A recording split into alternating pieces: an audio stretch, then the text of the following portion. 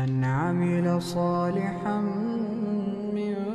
मुआशी तरक्की के लिए भी, दीनी उरूज के लिए भी, इस्लामी इक़दार के लिए मुसलसल कोशिश में रहना, मुसलसल दूसरों को लेके चलने के लिए, दूसरों को पैगाम हक़ देने के लिए, कुफ्र को पैगाम दीन देने के लिए, गलबा इस्लाम के लिए मुसलसल जद्दोजहद करना, ये मुसलमान को अल्लाह तबारक व तआला और उसके प्यारे हबीब अलैहिस्सलाम की तरफ से मकसद दिया गया है। कुंतुम खैरा उम्मतिन उखरिजत लिन्नास, तुम बेहतरीन उम्मत हो, लेकिन याद रखना तुम्हें लोगों के नफ़े के लिए पैदा किया गया। तअमुरूना बिल मारूफ व तनहौना अनिल मुनकर, तुमने लोगों को मारूफ का हुक्म देना है और मुनकरात से मना करना है। मकसूद अगर ज़िंदगी में कुछ हो फिर ज़िंदगी सही गुज़रती है। बेमकसद जब ये लोग ज़िंदगी गुजारते हैं तो आहिस्ता आहिस्ता परेशान रहने लग जाते हैं। मकासद क्या थे? मकसद ये था कि मैंने ना 2-4 करोड़ रुपया ज़िंदगी में जमा करना है, तो हो गया जमा, अब क्या करे? अब परेशान रहने लग गया। अब कहता है पता नहीं सारा कुछ है, मेरा दिल ही नहीं लगता। मकसद इसका ये था कि मैंने ना बहुत अच्छी बिल्डिंग बनानी है, बेहतरीन मकान बनाना है, तो बन गया मकान। अब भाई ये छोटे मकासद थे। मैंने मुल्क से बाहर जाना है, जाके सेट होना है, तो हो गया सेट। अब मकासद जब तक बड़ा नहीं होता, मुसलमान मकसद हयात को जब तक पहुंचता नहीं और जब तक वो सही डायरेक्शन पर चढ़ता नहीं, उतनी देर वो परेशान है।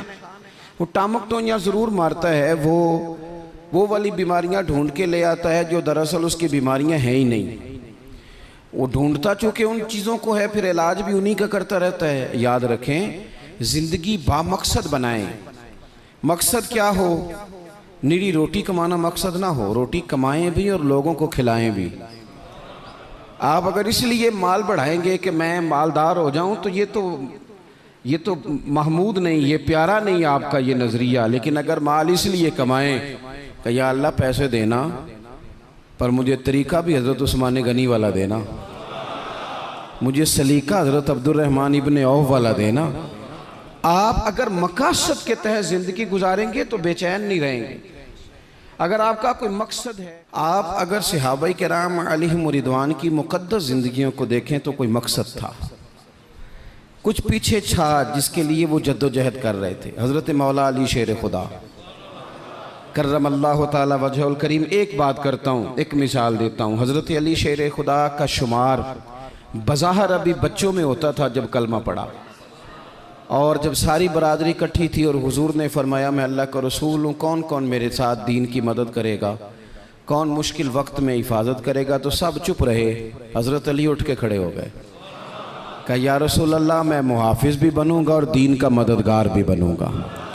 अब एक मकसद बना लिया है कि मैंने तलवार लेनी है, मैंने दीन की हिफाजत करनी है, मैंने ये काम करना। एक मकसद तो है ना यार, एक प्रोग्राम बना लिया है। अब हज़रत मौला अली शेर खुदा हर मैदान में पहली सफ़ में नज़र आए। एक मौका ऐसा आया जहाँ मेरे हबीब अलैहिस्सलाम ने फरमाया कि अली, तुम मदीने में मेरे पीछे रहो, बच्चे हैं, औरतें हैं, निगहबानी है, और मैं इसलिए इसी तरह तुम्हें छोड़ के जा रहा हूँ जिस तरह हज़रत मूसा अलैहिस्सलाम जनाब हारून को छोड़ के गए थे, मगर ये कि मेरे बाद नबी कोई नहीं।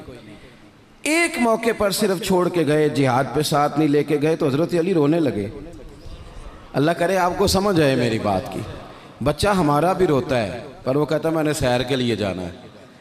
मकसूद कुछ और बना लिया है ना। पैसे हमारे बच्चे भी मांगते हैं, पर वो कहते हैं कि टूर जा रहा है, मैंने साथ जाना है। हमें भी रोना आता है कई दफ़ा, लेकिन वो जो पार्टी हमने काबू करनी थी वो कोई और करके ले गया। ये तो ग्राहक मेरा था, ये दाएं बाएं कैसे निकल गया। रोना तक आ जाता है, उनका भी रोना था। अर्ज़ की या रसूलल्लाह सल्लल्लाहु अलैहि वसल्लम, आप मुझे बच्चों और औरतों पर छोड़ कर जा रहे हैं? तो हुज़ूर सल्लल्लाहु ताला अलैहि वसल्लम ने फरमाया, अली उसी तरह छोड़ के जा रहा हूँ जिस तरह हज़रत हारून को जनाब मूसा कलीम छोड़ के गए थे।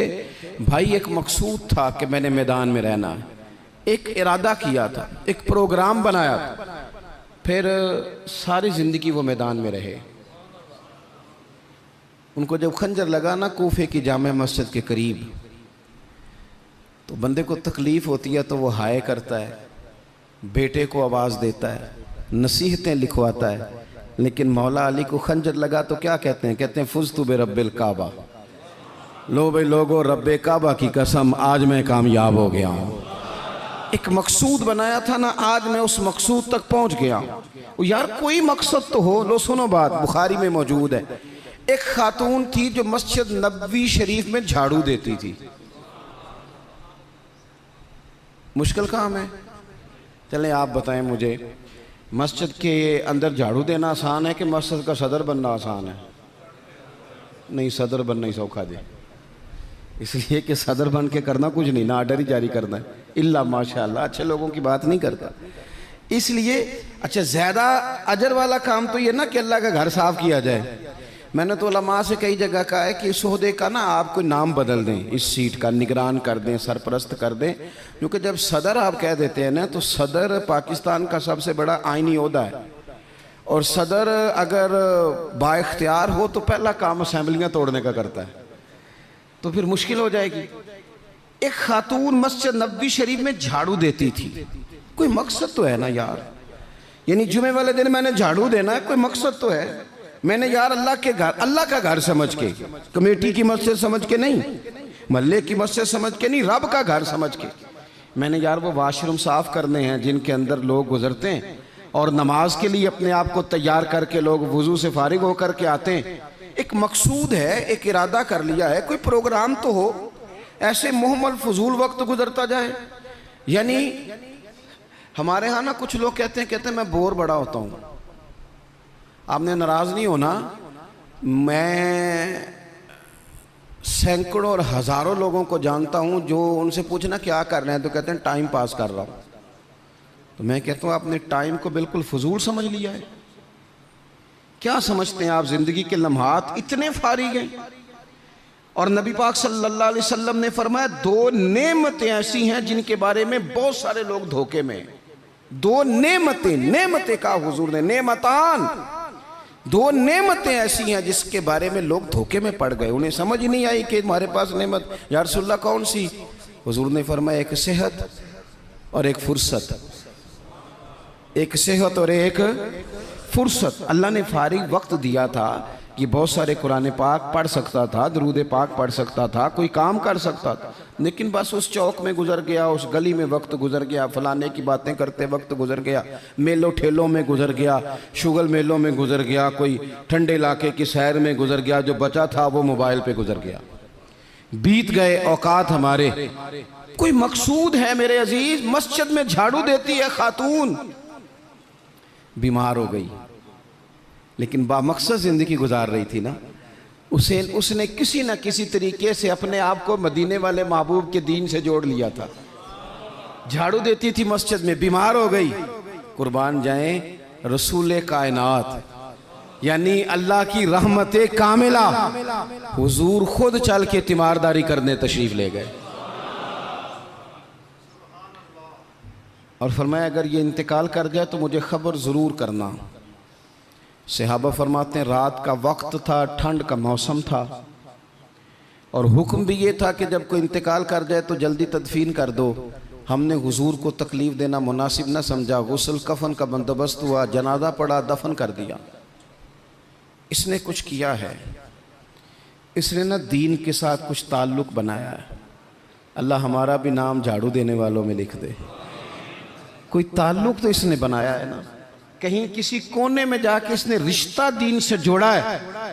हुजूर सैयद आलम अलैहिस्सलाम सुबह तशरीफ लाए तो सारा कुछ जानने वाले महबूब पूछने लगे तुमने मुझे बताया क्यों नहीं? ये भी एजाज के लिए है, वरना अल्लमा का मालम तकुन तालम। हुजूर सैयद आलम अलैहिस्सलाम ने फरमाया क्यों नहीं बताया? कुर्बान जाएं, मर जाने को जी चाहता है इस अदा पर, सारी कायनात जाए हुजूर के रोज़े नूर पर। और नबी पाक ने पूछा बताया क्यों नहीं? या रसूलल्लाह रात थी, तकलीफ देना मुनासिब नहीं समझा। ओ बूढ़ी अम्मा तेरे नसीबों पे हमारे माँ बाप कुर्बान हो। हुजूर फरमाने लगे मुझे बताओ उसकी कब्र कहाँ है? मैं यानी हुजूर किसी की कब्र पे आ जाए, अल्लाह की सारी रहमतें आ गई। करीम महबूब अलैहिस्सलाम कब्र पे गए। वैसे तो दूसरा जनाजा जायज़ नहीं, एक ही शर्त में जायज़ है कि अगर वारिस ने नहीं पढ़ा तो दूसरा जनाजा पढ़ा जा सकता है, लेकिन हुजूर तो खुद वारिस है ना सारी उम्मत के। और हुजूर इख्तियार रखते हैं, शारे हैं। हुजूर कब्र पे गए, यही बड़ी बात थी कि हुजूर उसकी कब्र पे चले गए, लेकिन कब्र पे खड़े होके हुजूर ने फरमाया दोबारा सफ़े बनाओ भाई, मैं दोबारा जनाजा पढ़ाऊंगा। क्योंकि कोई मकसद तो था ना। ये मस्जिद में झाड़ू देती थी, आखिरी वेले मेरी आँखियाँ राह तकना है तेरा, तेरा ते कुछ भी नहीं जाना सजना, पा जावें जे फेरा, ते सौखा निकले सावे जहूरी, जे वेख लवा मुख तेरा।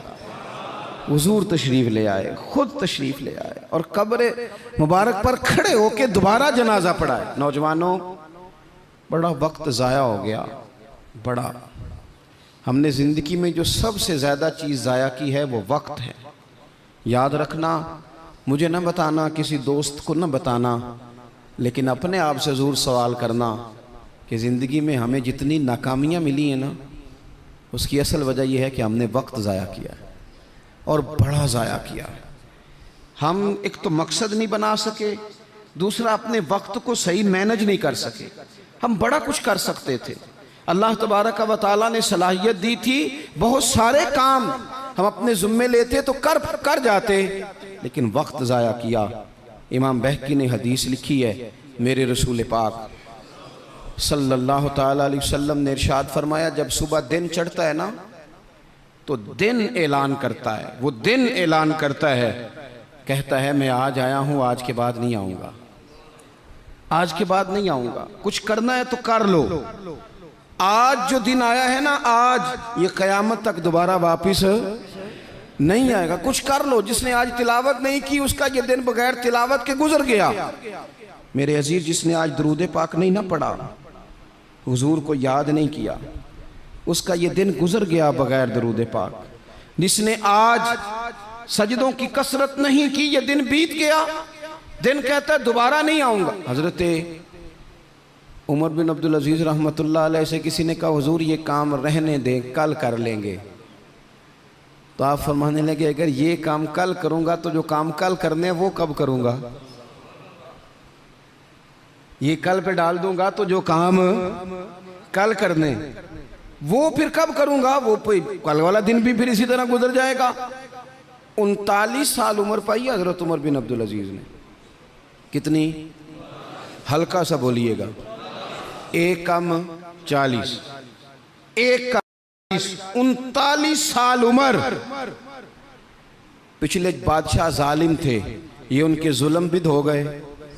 अवाम के साथ बड़ी जगह पे वो खैर नहीं कर पाते थे, जनाब उमर वो खैर भी कर गए।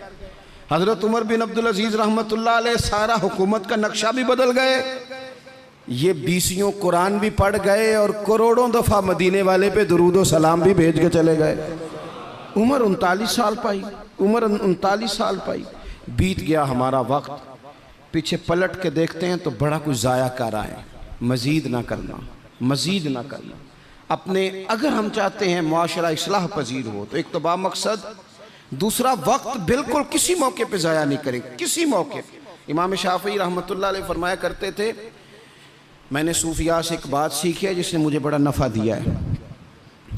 हुजूर वो क्या है? आप फरमाते हैं, सूफिया फरमाया करते हैं कि वक्त एक तलवार है, इसे अपने हाथ में कर लो तो बड़ी मुश्किलात काट डालोगे, और अगर तुमने इसको अपने हाथ में ना किया तो फिर वक्त तो तलवार ही है, ये तुम्हें काट डालेगा, फिर तुम कट जाओ। जवान बिलखुसूस ये टाइम पास ये निकाल दें।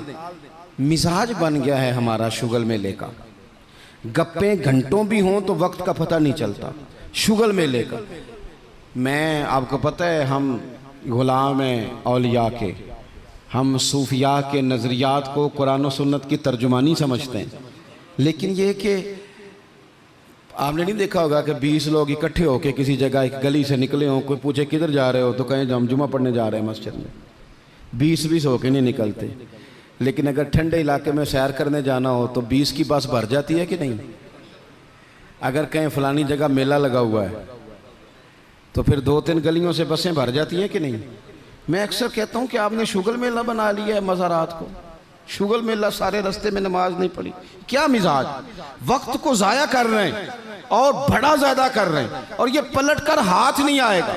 जिन लोगों ने काम किया हमारा हज़ार हा इख्तलाफ है यूरोप के साथ, पर ये बात तो मान जाओ ना, उन्होंने अपना वक्त मैनेज कर लिया है, मैनेज कर लिया। हम अभी तक हैं, बहुत सारी चीज़ें हैं, नारों में ज़िंदा हैं, उन्होंने मैनेज तो किया है। तीसरी बात मेरे अजीज़ इस्लाह माशरा के लिए जो बड़ी अहम और बड़ी ज़रूरी है वो ये है कि तरजीहात का तयन करें ज़िंदगी में। मेरी दरअसल तरजीह क्या है, असल मकसूद क्या है। ये हमारे मजहबी इज्तिमात होते हैं, मुझसे लोग वक्त लेने के लिए आते हैं, बड़े अच्छे लोग होते हैं, खैर के लिए आए हैं, वरना हमें कौन पूछता है। तो मैं कई दफ़ा पूछता हूँ दोस्तों से कि जो आप महफिल करा रहे हैं तो कोई पस मंज़र भी तो बयान करें ना, मकसूद क्या है। चलें इतना ही कह दें कि सवाब की नीयत से करा रहे हैं, अल्लाह में अजर देगा, लेकिन ये कि मकसूद ही नहीं पता। जवानों की बड़ी बड़ी जमातें बनी हुई हैं, मकसूद का ही नहीं पता दरअसल जाना किस तरफ। अपनी ज़िंदगी में तरजीहात, और जब तरजीहात तय करें तो ज़रूरियात को आगे रखें, फ़राइज़ को हमेशा आगे रखें। जो फ़राइज़ हैं, जो वाजिबात हैं, उनको हमेशा पहला दर्जा दें। बहरहाल महफिल कराना मुस्तहब है और नमाज पढ़ना, आहिस्ता क्यों बोलते हैं आप, नमाज पढ़ना, ख़त्म शरीफ दिलाना बहरहाल मुस्तहब है, लेकिन सही कुरान पाक पढ़ना सीखना ज़रूरी है। जो ज़्यादा ज़रूरी है वो क्यों नहीं कर रहे। तरजीहात अगर आप ले आएंगे ना, मैं बहुत सारे लोगों को जानता हूँ तवज्जो से ख़त्म दिलाते हैं, हमें भी कहते हैं मौलाना इस दफ़ा अब्बा जी के ख़त्म पे आपकी बारी है, पिछले साल फलाने को बुलाया था, उससे पिछले साल फलाने को। भाई आप नमाज पढ़ते हैं, कहते हैं आप दुआ करें, आप दुआ करें मैं शुरू कर दूं। तो मैं कहता हूं अगर नमाज की दुआ करानी है घर बैठे बैठे मुझसे, तो ख़त्म की दुआ नहीं घर बैठे बैठे हो जाती, वो भी कर देता हूं यहीं से, अल्लाह ताला उनको उनकी मगफिरत फरमाए। तरजीहात हमेशा आपके जो ज़रूरी काम है, याद रख लें आपके मदरसा बड़ा ही ज़रूरी है। मैं किसी की तारीफ़ बड़ा कम करता हूँ, इसलिए कि तारीफ़ खुशामद बन जाती है तो बंदा मुश्किल में आ जाता है। लेकिन अभी मैं आया हूँ ना, तो यहाँ बच्चे साथ कुरान पाक पढ़ रहे थे। मेरे आशिया ख्याल में ये बात भी आ सकती थी कि कारी साहब ने, हज़रत साहब ने छुट्टी क्यों नहीं कराई, मस्जिद में महफिल है। लेकिन आप यकीन करें कि मेरा दिल इतना ठंडा है, मैंने कहा ये बिल्कुल सही कर रहे हैं, इनको पढ़ना ही चाहिए। ये जो काम इनके लिए ज़्यादा ज़रूरी है, इनके घर वालों ने जिगर के टुकड़े दिए पढ़ाने के लिए, तो जो जिस काम के लिए भेजे हैं वो काम ज़रूरी है, वही नहीं करना चाहिए। तरजीहात तो तय करें मेरे भाई। दरअसल तरजीह क्या है, हज़रत तलहा रज़ी अल्लाह ताला अन्हु फरमाते हैं, एक बद्दू हुजूर की बारगाह में आया, सादा बंदा, बाल बिखरे हुए, हालत बड़ी परागंदा, मिशकात में हदीस है। उसने आन करके अर्ज़ की, या रसूल अल्लाह सल्लल्लाहु ताला अलैहि वसल्लम, हुजूर मुझे बताइए इस्लाम क्या है, इस्लामी अहकामात बताएं। तो हुजूर ने कलमा शहादत के बाद फरमाया कि वक्त पर नमाज पढ़ना, दिन और रात में 5 नमाजें तेरे ऊपर ज़रूरी हैं। उसने अर्ज़ की हुजूर कुछ नफल भी पढ़ूं? तो फरमाया अगर तो अपनी तरफ से पढ़े तो बड़ा ही अच्छा है। उसने कहा, उसके बाद फरमाया साल में 1 महीने के रोज़े रखना। अर्ज़ की हुजूर कुछ नफली भी रखूं? फरमाया रखे तो बड़ा बेहतर है। फिर फरमाया हज फ़र्ज़ हो जाए तो पहली फुर्सत में करना। हुजूर कुछ साथ नफली भी करूं? फरमाया करे तो अच्छा है। फिर फरमाया ज़कात दे, ज़कात। उसने अर्ज़ की, या रसूल अल्लाह सल्लल्लाहु ताला अलैहि वसल्लम कुछ नफली सदकात भी करूं? फरमाया करे तो बड़ा अच्छा है। उसने ये बातें सुन के ना सिर्फ फ़राइज़ की तालीम दी, फ़राइज़ की। आज जो खतीब मुझे और आपको नुक्ते सुनाए हम तवज्जो से सुनते हैं, और अगर फजर में इमाम साहब वज़ू के मसले बताएं तो कहते हैं एडा आलम ही नहीं। आलम तो उसे जिनने कल बड़ी ऊंची तकरीर की थी। अगर वो आपको गुस्ल का तरीका बताए तो लोग कहते हैं ये तो इल्म की शायद बात ही नहीं। वो नुक्ता बयान करने वाला, वो जिसकी आवाज़ ज़्यादा बुलंद हो रही थी। आवाज़ बुलंद होना ज़्यादा ज़रूरी नहीं होता, दलाइल बुलंद होना ज़रूरी होता है। आपकी दलील कितनी मजबूत है ये ज़्यादा अहम है। तो अल्लाह के महबूब अलैहिस्सलाम ने फरमाया फ़र्ज़ नमाज पढ़, ज़कात दे, रमज़ान के रोज़े रख, हज कर। हुज़ूर सैयद आलम सल्लल्लाहु ताला अलैहि वसल्लम ने ये तरजीहात बताई। वो शख्स पता है हुज़ूर से क्या कहता है? कहता है या रसूलल्लाह जो मैंने आपसे सुना है ना कमी करूँगा ना इजाफा करूँगा। गोया वो मान गया कि मैं तरजीह दूँगा फ़राइज़ को। तो रसूल पाक सल्लल्लाहु अलैहि वसल्लम ने फरमाया सहाबा की तरफ देख के, फरमाया अगर ये जो कह रहा है उस पर डटा रहा, जो इसने कहा है अगर वो सच किया इसने, तो फरमाया फिर ये बंदा कामयाब हो जाएगा, फिर ये फलाह पा जाएगा।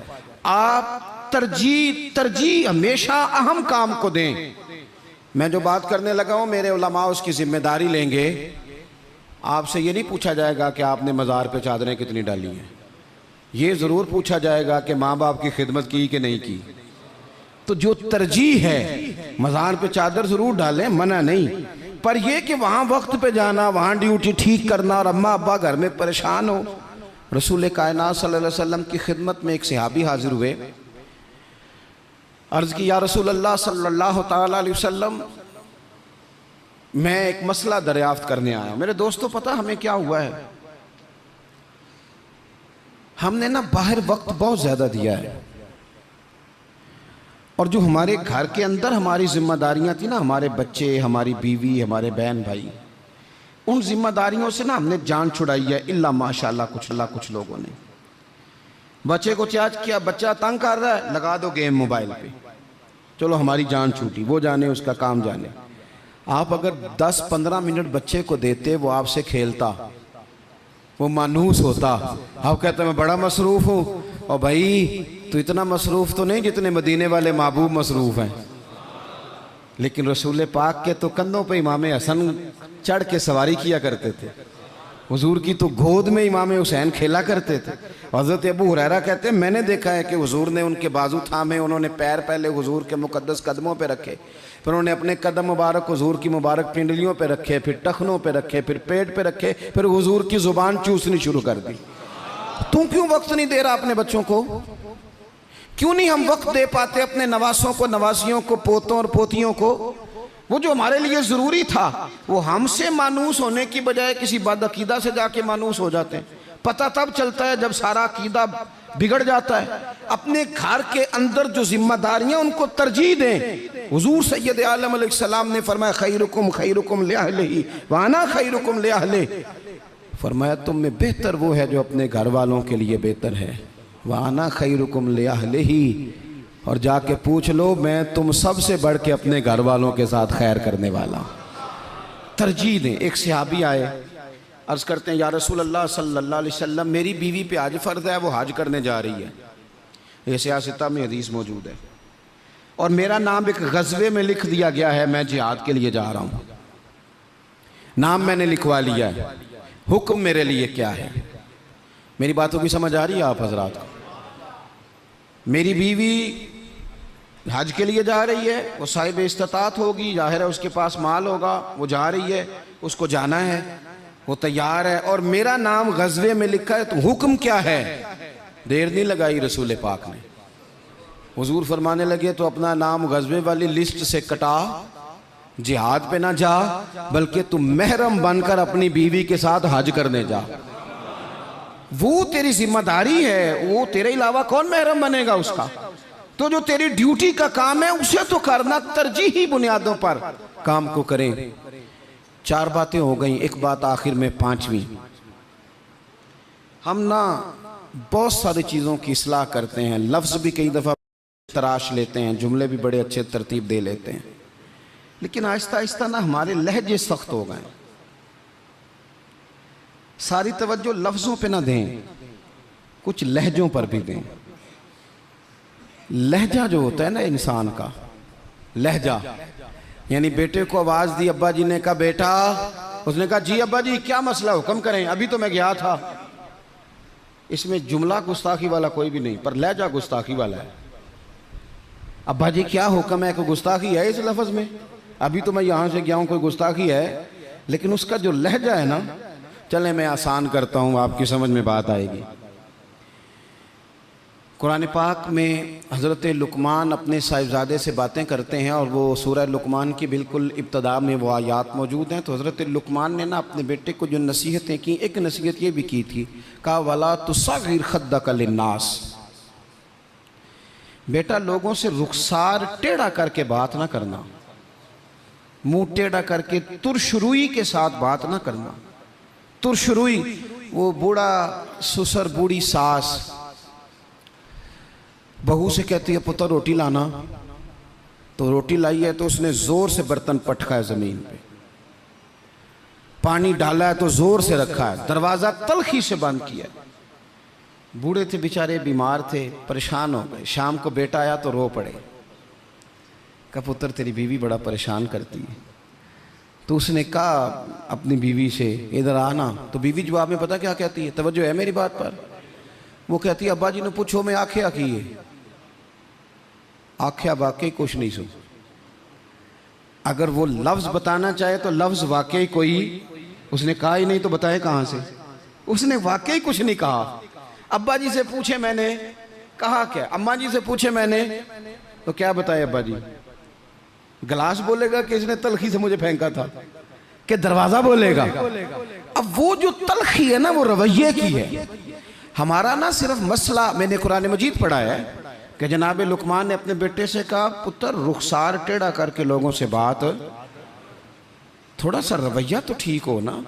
हमारे रवैये ना, किसी जगह थोड़ी देर के लिए ट्रैफिक बंद हो तो लोगों का रवैया देखना। थोड़ी देर के लिए किसी जगह अगर ठहरना पड़ जाए तो मिजाज देखें लोगों का। हमारा आप किसी से ना किसी के बारे में सवाल करें, पूछें सियासतदान कैसे होते हैं, फिर हमारा रवैया देखें। आप पूछें पुलिस वाले किस तरह के होते हैं, फिर देखें रवैया। आप पूछें तेरा क्या ख्याल है अपने ससुराल वालों के बारे में, फिर रवैया देखें। चलें आप अच्छे लोग हैं और मस्जिद में भी बैठे हैं और बावजूद भी हैं, गलत बात तो करनी नहीं। अगर पूछा जाए कि मौलवियों के बारे में क्या ख्याल है, अगरचे सुनने भी आए हैं, अगरचे ये कि उनके पीछे नमाज भी पढ़ते हैं, लेकिन रवैयों में वो रंग नहीं है। आवाज़ देते हैं तो इस अंदाज में बाज़ लोग अपने डेरों पर बैठ के चौधरी तबसरा करते हैं, तो वो तबसरे का लहजा ठीक, मेरे लहजे में गुरूर आया था, तेरा हक था तू शिकायत करता। और मेरे भाई लहजे पर भी थोड़ी तवज्जो दे, अंदाज। कुछ लोग कहते हैं जी मैं कड़वा इसलिए हूँ कि सच्चा हूँ, सच्चे बंदे कड़वे होते हैं। मैंने कहा ये मिसाल ही गलत है सिरे से। कायनात में सबसे ज़्यादा सच मदीने वाले महबूब ने बोला है, सबसे ज़्यादा सच हुजूर ने बोला है, पर वो सच इतना मीठा था कि लोगों ने दौड़ दौड़ के उसे हासिल किया है। सच ही तो मीठा होता है, किसने कह दिया सच कड़वा होता है। ये हम कड़वा बना देते हैं। तुरशुरुई थोड़ा सा ना लहजे पर भी देखे ना, एक बेटा है, लहजे की बात है ना। वालदा ने, वो बेचारी अम्मा को टेलीफोन आ गया बेटी का कि अम्मा जी 20,000 रुपया चाहिए, मैं मजबूर हूँ, मैं तकलीफ़ ना देती। तब वो वालिद वालदा बैठे हैं, मशवरा कर रहे हैं, बेटा पहले ही ज़्यादा तनख्वाह कोई नहीं, खर्चे पहले ही ज़्यादा, कैसे कहेंगे। बड़ी उन्होंने ना मशवरा करके, बेटा आया तो बड़े प्यार से प्रेम से बात की। का पुत्र दिल तो नहीं करता, हमें तेरे हालात का पता है, पर तेरी बहन बेचारी को ना 20,000 की ज़रूरत। अब एक लहजा ये है। उसने कहा अब्बा जी कमाल बात है, आपको पहले भी पता ही है, आप मुझे रोज़ तकलीफ़ देते हैं, पहले इतने खर्चे हैं, अभी ईद पे दिया तो था 3,000 उसके घर में, फिर उसने फ़ोन कर दिए, उसे भी सोचना चाहिए। उठ के चला गया। माँ बाप बेचारे सारी रात रोते हैं, हमने क्यों बात की, ना करते, क्या इसने रवैया इख्तियार किया।